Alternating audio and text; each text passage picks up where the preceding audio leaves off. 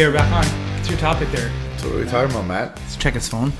It's a potpourri episode. What's Okay, good.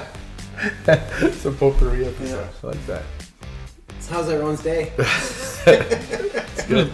Pretty good. I've always wondered, Matt. So I know that you do a lot of coaching. Do you find You're that? talking about U11? Yeah. Hockey? Girls hockey? Yeah. Sorry, I love how you really had to clarify that.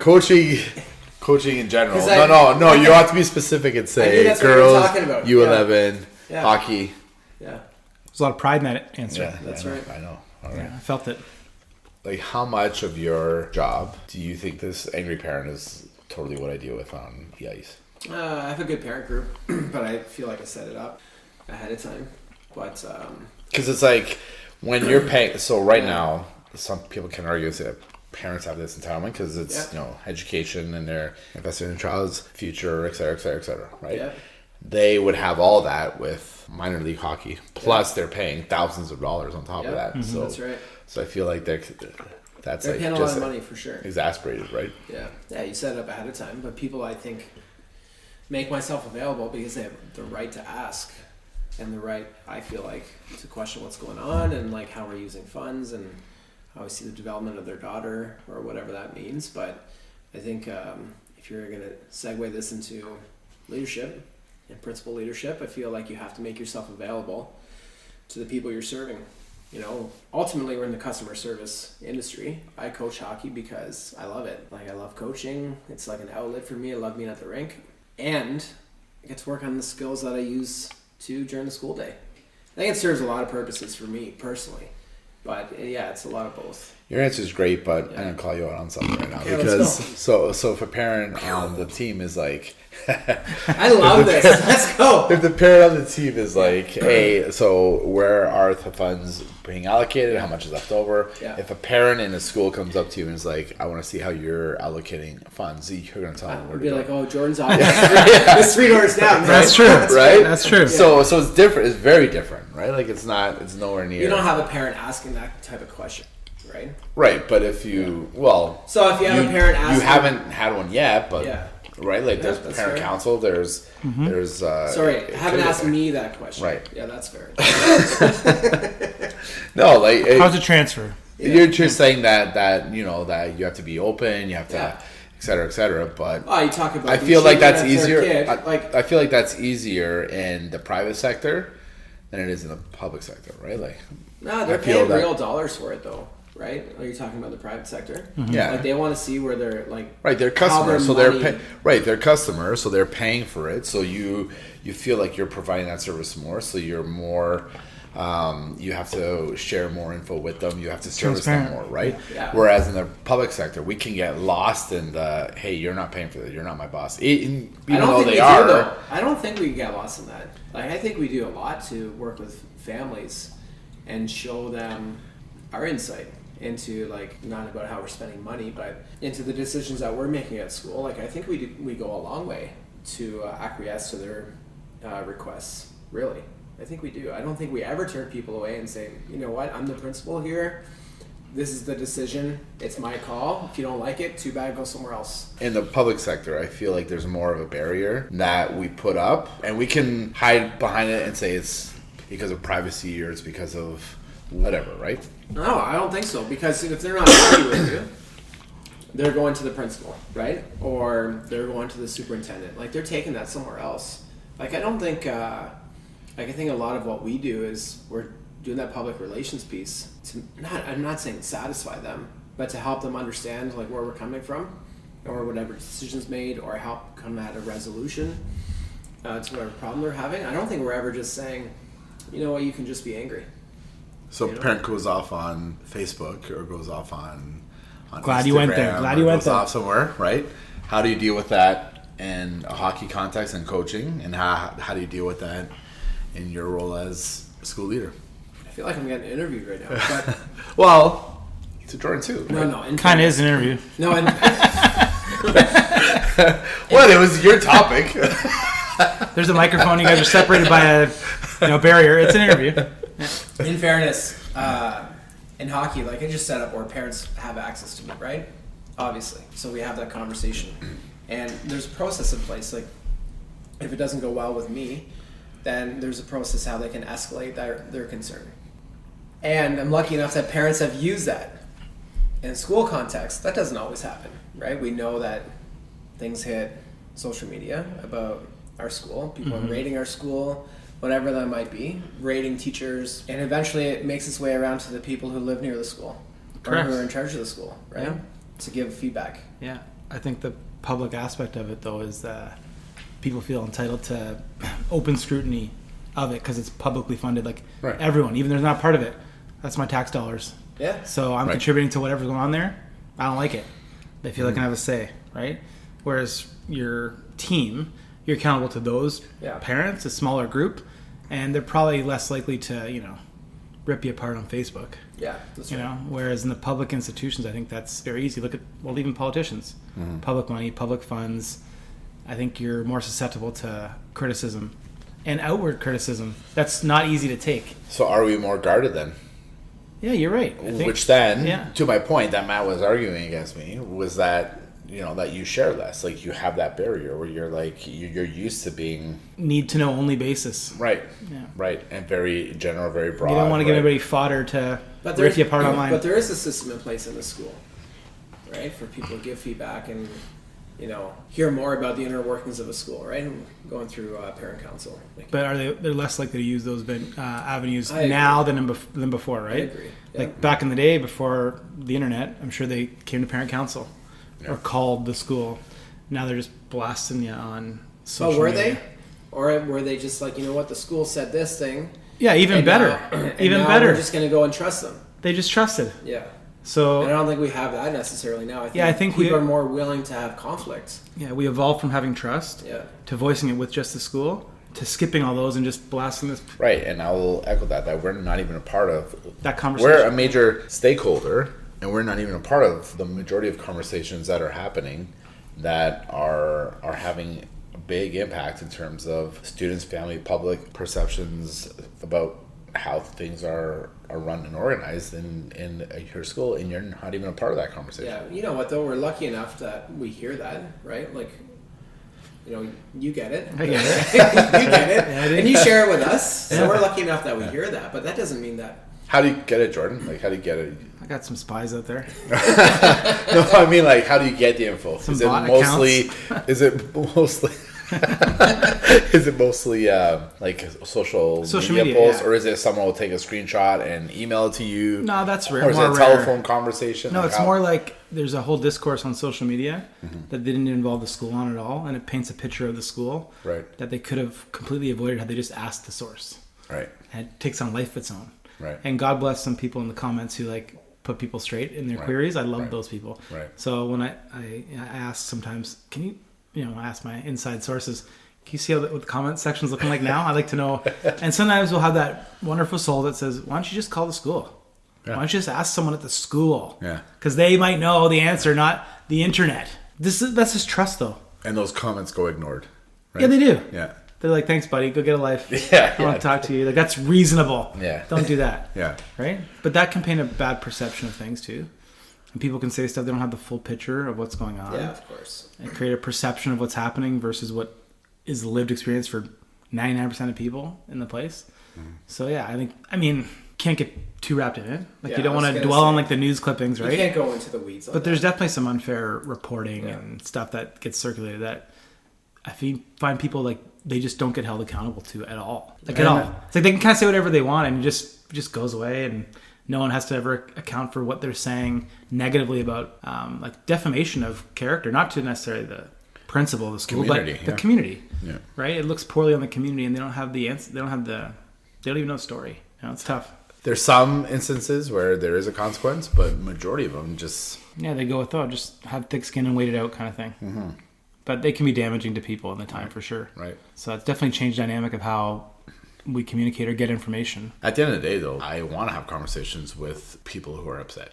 Absolutely. Like I would much rather, not because I don't want our school's name to be dragged through the mud or to name teachers or whatever like that, but to me it's unfair because they're not part of that conversation. But I'm open to having that conversation, to having that discord, to having that dialogue, so that then we can actually try to see the other side of it or to meet each other. And we don't have to walk away agreeing, but having all the information before going online. And I think the other part too is like the notion that the school is a key factor in like students' choices when school's over. That is another thing that I've noticed a lot. Like they think the school's responsible for things that students do on the weekend, or just because they attend the school, like it doesn't have to do with the school. They're people outside of the school, but they can see the affiliation there, so they figure that's the place to put their query to, or to label the school as such because someone's behavior that attends there. That's really unfair. Yeah.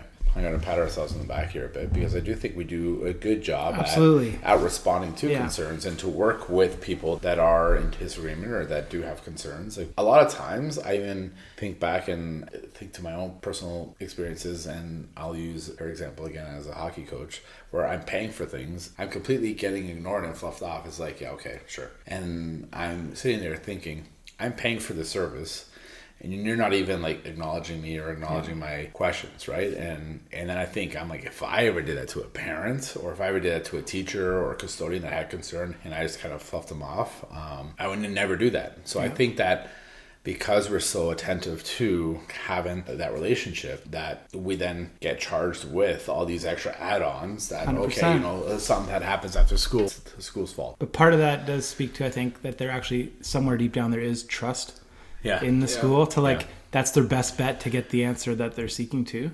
That's what actually a superintendent now mentioned, that like educators are a convenient dumping ground for any issue that a family's dealing with, and it's more acceptable in education setting than it is anywhere else. Like you don't go to your doctor's office and rip the doctor apart. Right. You don't go to anything else, or your kids' work, or your kids' insurance company, and tear strip off them, or their coach. That's right. Right. Like there's not many lines of work where you figure you can do that and get away with it, but education seems to be one of those ones where it's kind of like acceptable in an interesting way. I never thought of it that way. That there is that trust, right? Like, and I feel like they probably do that because of something might come of it. Yeah, they feel like that they might be heard actually. Yeah, that's a good point. Another way to think about it when you're getting someone's really jamming you up on the phone. Yeah, right. It's like they believe that I can get an answer to this. Okay, thanks, bud. I know that Matt's in a hurry, so is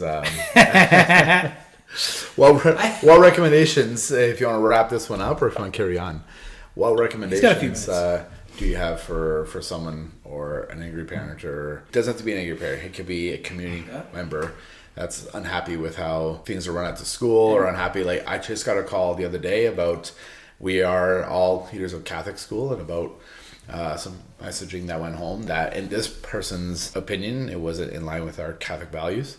So what are some recommendations that you have for someone to reach out? You asking Matt? Yeah. I'm just eating. He's chewing. I'm eating cheese here. It's convenient how he always eats when a tough question's coming. When tough questions come. He hears that tough one, he grabs a slice. Yeah, I know. No, I think it's great. Like we get calls all the time from the community. Yeah. I think they're serious and funny. Both of them. Yes, they can be. Yeah. Right? But I think you want to have that conversation. And we're not talking about people who have a stake in the game, but they also see that the school is like a prominent spot in the neighborhood and like plays a role in the community. So they feel enough like, I don't feel like this thing's going well. I'm going to get a school call. I think that's good. I think you want to actually have that relationship with your community that people feel like they can make that call. That'd be my stance. Like if you want to have a real role in how you're shaping kids and families there, then everyone has to feel like they can call school. Thanks. Call the principal. I honestly think so. And call it Jordan. Yeah. I think so too. But plays a larger role in the strength of a community, in a neighborhood, and I think because you're liaising with neighborhood associations and police and different outside organizations and families. So I think we have a larger role than we think. What's going on there? I agree to a certain extent. I think the people that have more invested in the actual school and the functioning of the school should get the first priority. So parents that have students there, I would answer that. I agree with you. But and priority sequencing, I would answer them all day before I talk to anyone in the community, because I feel like sometimes it's a time suck. Sometimes it's a rabbit hole. Sometimes it's not for us. Sometimes we can't give them much information. Mm-hmm. It's like they can't know Yeah. about certain things. We have a process for that we tell them. But it's good to get feedback. But in terms of like, let's sit down and talk. Like if you have a student under our care, let's sit down and talk. Yeah. Everybody else, I don't mean no, I know that what you're what you mean. Go and share all of that information. I'm just saying that people should feel like they can call the school if they feel like they have an issue or a question. It doesn't mean that you're giving all those details either. Or it might just be, hey, thanks for letting me know. Right. And then again, you've taken that information and you can make your next step based on how you feel you should proceed, right? A question for the both of you. Telephone rings and you don't recognize the telephone number. To voicemail. To voicemail? I've done both. So you answer cold call? I do both. Yeah. Voicemail. To gather info, right? Just want to know what the call's about, talk to whoever's in concern. Maybe sometimes they feel risky. Yeah, if you don't know the call, if I feel if it's like if I know it's the police, I'll pick it up. Yeah. But everybody else, they can leave a message and I'll get back to you. Yeah. I'll listen to it right away if they leave a message. If you don't leave a message, then I guess it wasn't that important, right? If you're just calling to drop a piece of your mind, I guess you didn't want to talk. You just wanted to shoot. Yeah. Right. But oftentimes too, you get the voicemails that are, "Can you just call me back?" And you have no idea what's going on. Right? That's right. You're going to a cold anyway. But that's fine. At least you get to vet it. So what about you? Tell me about that. It goes to voicemail. Yeah. And I call back. I call back right away. Yeah. Right. But I like to engage in conversations that I'm prepared for. Right. Yeah. And I don't think it's fair because the other side already had thought about it. They already have their talking points. They've already come up with a plan. How detailed or how off the cuff it is, but they've already had some thought behind it. Yeah. And I think it's only fair for leaders to also have some grace period in terms of being able to synthesize that information and to formulate a response and to have the information that you need in order to be able to engage in that conversation. So I'm interested to know that you do both. I've done both, yeah. Yeah, you know what? I had one instance where it changed my mind. Yeah. Okay, I went straight to the voicemail from now on. Yeah, I think that's it was when I had a... What do you mean? Well, I had a call that I picked up, and I picked up because that's what I was doing at the time. Oh, okay. I was picking up when the calls were coming. Okay. And there was a call that came through that it honestly sounded like the person was recording me. I felt the feeling like they're trying to pressure me and they wanted me to say a certain thing. Yeah. And I was like, I don't like that feeling. Like, why did I even give you access to me right now? Yeah. They didn't go to they had no vested interest in our community. They're calling to basically state something that they witnessed on the weekend. They're asking what I thought about it. I'm like, well, I don't need, like, that's a voicemail. Yeah. Right? Yeah. So I can at least get my bearings on. And if they would have left a voicemail, I wouldn't even respond because it was ridiculous. Right. Like, I would have just heard it and been like, not even respond to that. Right. But I picked up the call and they could have. That's a good point. They were asking too many questions and they weren't for them. Right. So ever since then, I'm like, nah, not doing that again. Now, I will do a cold call if someone calls the admin assistant, kind of share some information of who they are and what the concern is. And then at least like that transition of talking to the admin assistant, being on hold and then coming to me. And then you're aware that of 30-second Cole's notes of, right? What is 100% I'm engaging in that conversation, right? How did it go when you just... Well, it's always been fine. And I would say like if there's a scenario where I need to take some more time with it, I just say like, okay, I've got the information. Let me look into it on my end type thing, and I'll give you a call back. Yeah. And then, it also gives a little bit of time. I feel like with that other person where usually when I call them back later in the day, it's a different conversation too. Okay. Yeah. But yeah, like hearing you guys' perspective, that's a good... Got anything else, Mr. Potpourri? Yeah. You're the Potpourri episode, and Delmar came up with all the questions there. Anything else? I don't think anybody showed up ready for this. Speak for yourself.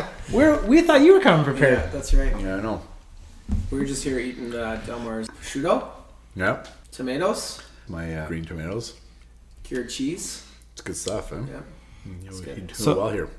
So last thing before we let you go, because I know you gotta go. Doesn't he look like in about 30 minutes he'll be home with the thermometer? Yeah, he looks like he's. I'm not feeling good now. He looks like feeling good. He looks like he's struggling. The man cold's coming on. Are you okay or what? Like, are you okay? Everyone's great. The man cold's. We'll see if he's at work jacket. Like, I know the whole time. Are you in a hurry? Yeah, I know. Like, are you in a hurry or what? You got the chills or something? I'm good. Okay.